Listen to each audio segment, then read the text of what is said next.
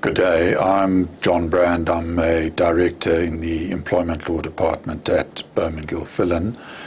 What I'm going to speak to you about is the amendments or the proposed amendments to the South African labour laws that were published late last year. As you may know, on the 17th of December, the Minister of Labour published 4 bills, the Labour Relations Act Amendment Bill, the Basic Conditions of Employment Act Amendment Bill, the Employment Equity Act Amendment Bill, and a new piece of legislation, the Employment Services Bill.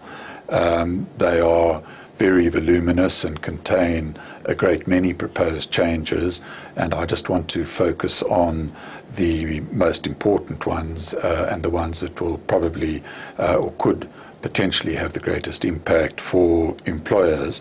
The major proposed changes were firstly to do away with labour brokers, secondly to regulate fixed-term contracts in a very restrictive way, then to introduce the criminalisation of breaches, particularly of the Basic Conditions of Employment Act, and to greatly increase the fines for breaches, both of that Act and of the Employment Equity Act. Then to amend the criteria which courts have to take into account in determining whether an employer's employment equity plan is legal, and then also to increase the fines for not having an appropriate employment equity plan.